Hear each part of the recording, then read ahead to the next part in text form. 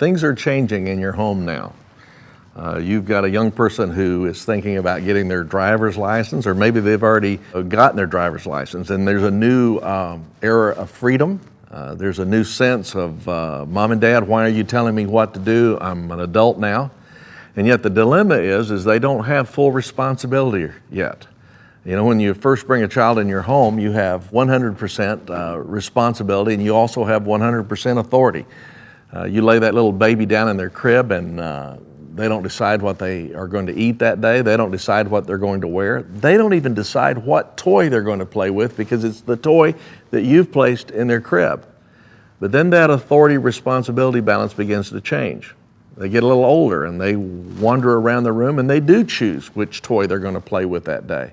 And they begin to express opinions about what shirt or what pair of pants that they want to wear. And that's a real struggle as your child is growing up, is to know where that balance is.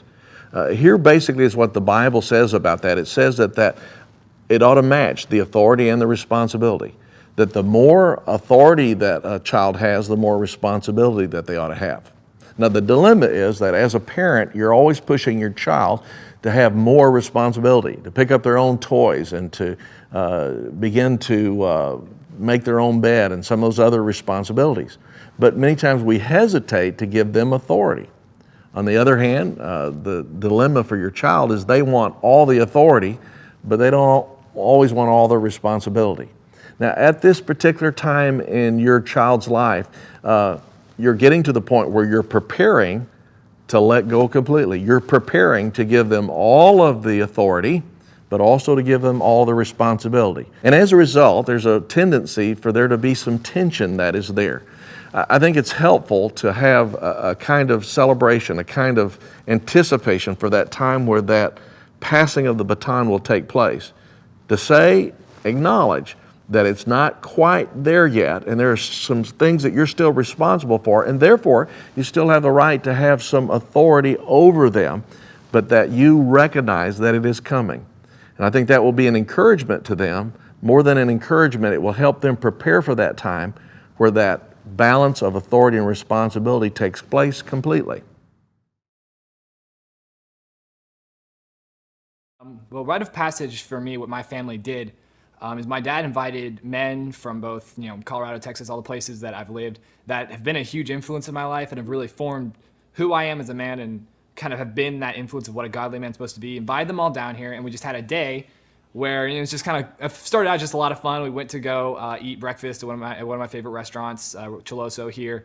And then we took us all and we went to the park and just hung out, threw frisbee around, played a couple rounds of frisbee golf, just had some fun, hanging out with each other as men and just having that fellowship, which is a huge part of it. And then later that day, we just came back to my house and had sort of unofficial, a ceremony. We had a couple friends here, but it wasn't a huge deal. It was really just came back, sat me down, and each of the men that were in my life, a couple of my uncles, some friends of ours, came to me and gave me a letter and something that represented what they wanted me to learn from that.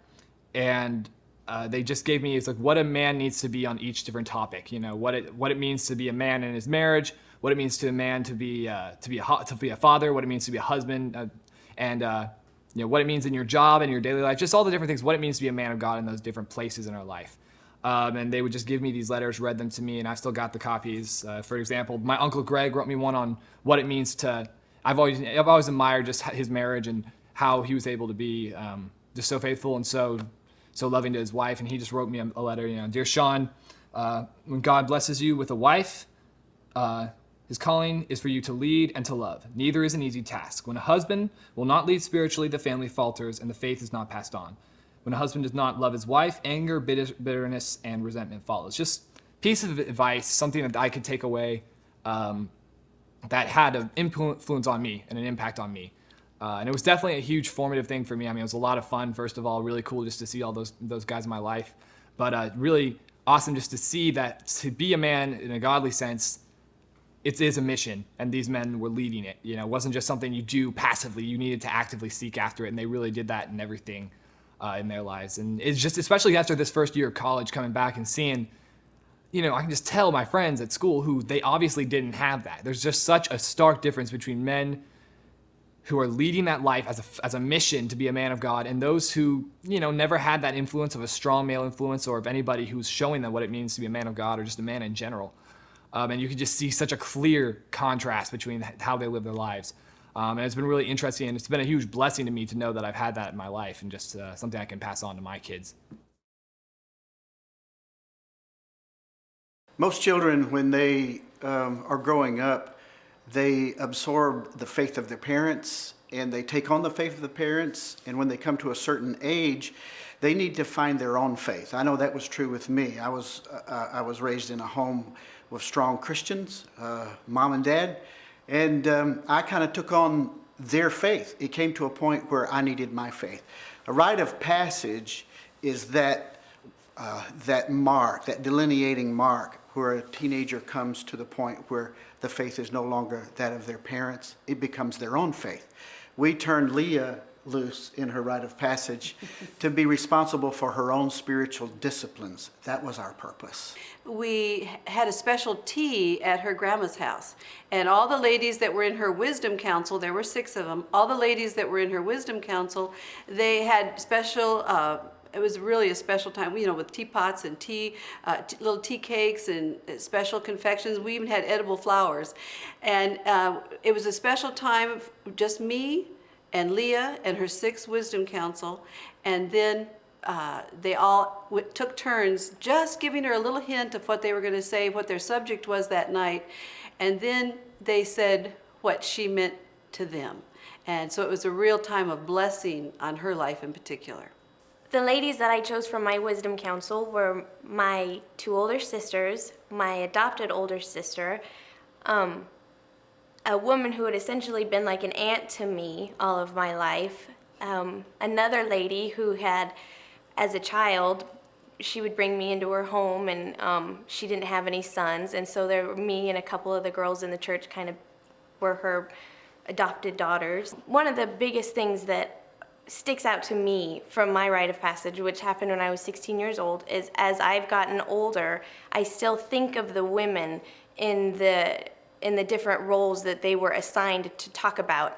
My mom was more instrumental in assigning them what they were going to talk about because she knew them most, but when I think about Debbie Golden, when I think about being a mom, I think about her as a mom, and they assigned Olivia, who had a very close relationship with her spouse. All of my women did, but Olivia was assigned the role of the wife and how she affected her husband, and I think of the way that she affected him. And I think that's one of the biggest things. That I had specific mentors for specific roles that I have in my life. I have examples that I look to.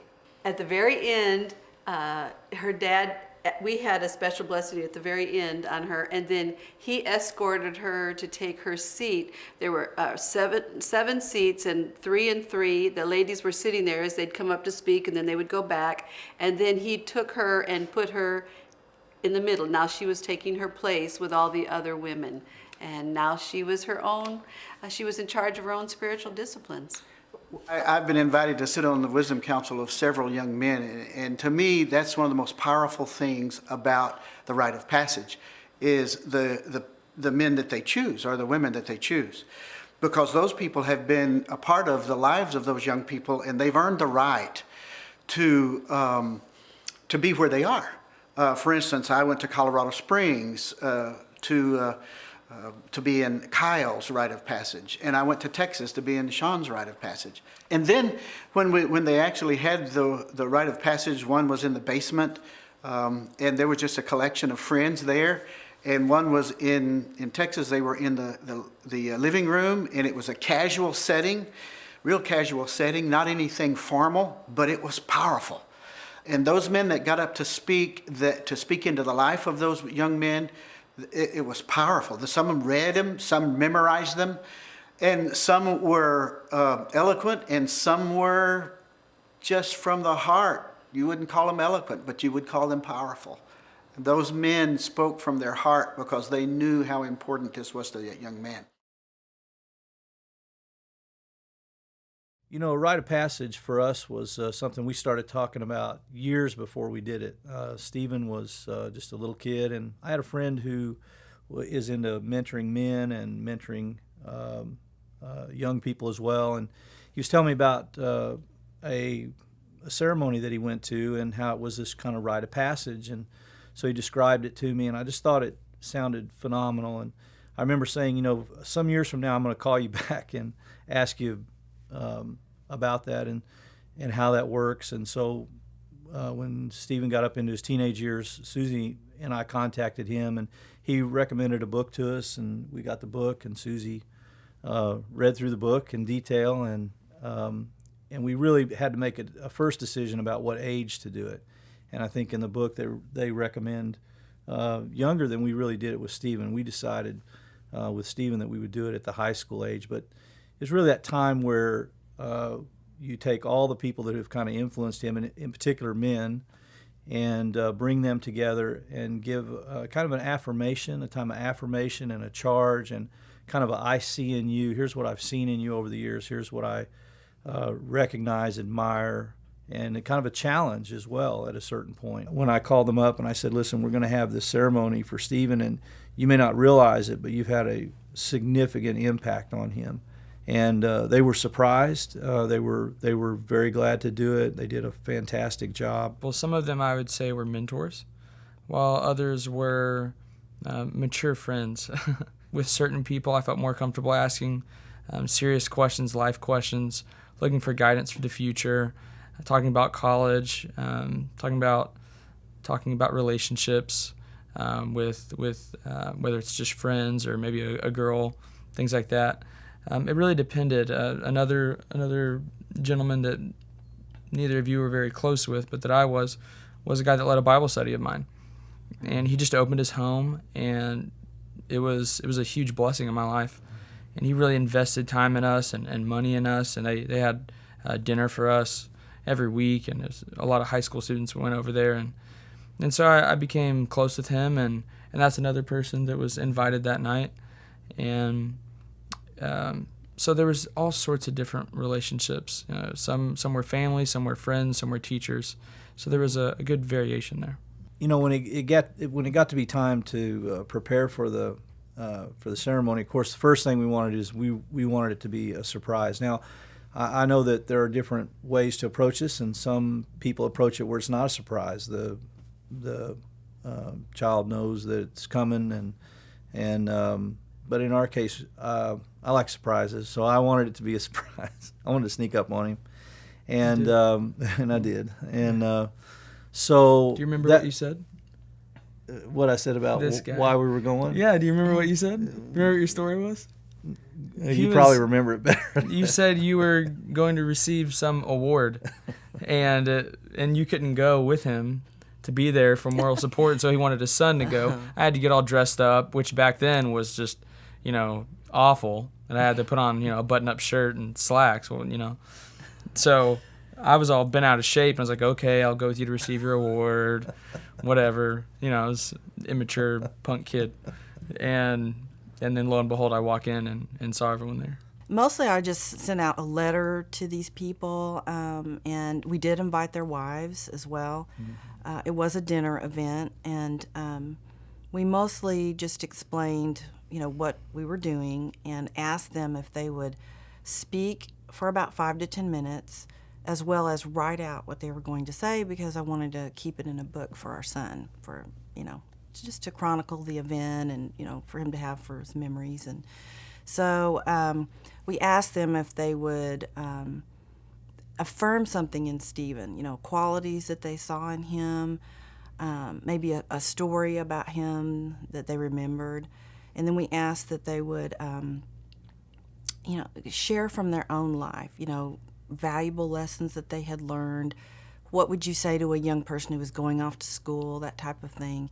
And one of the things I said is, don't be preachy. He is a teenager, It will come off better if it's more from your life experiences and sharing that way. And they did a great job. They all brought their speech written out, which we have in a book. When I walked in, I was so confused. I was expecting this award ceremony, and I saw my youth pastor, people that I just didn't necessarily even live in town, and had no clue what was going on. It took me a minute to kind of understand, or I don't even know if I really understood at first, and I don't think until after I got to reflect on the event days later, really how meaningful it was. But so we walked in and took our place at the table, and they just went one by one, and they all basically covered what they had. I guess no one really went ad lib, and everyone. No, they pretty much did. There were followed. one or two that went rogue a little Yeah, bit. a little bit. Right. That's funny. I think might have a clue who those Yeah, might be. right. But anyways, and they just really spoke from their heart, and spoke to me as a man, not as a child. Some of them had more personal stories between them and myself, and others spoke more so from life experience.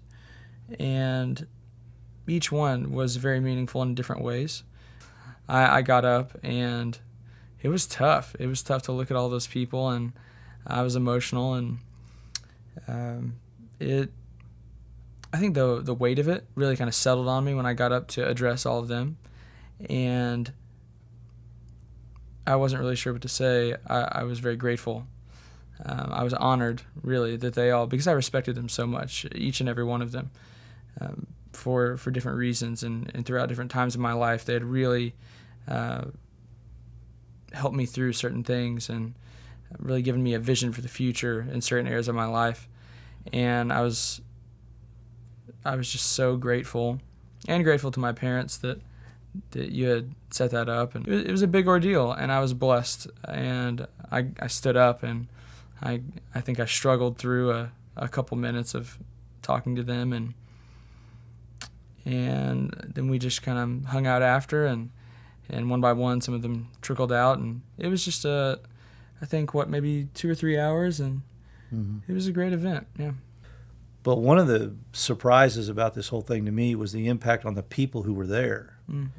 I didn't count on that at all. And I remember some of the comments and some of the emotions of people I think we just live in a day where, we move so fast, and we go through seasons of life so fast, and we tend to just look back. It's like living life looking in the rearview mirror, sort of.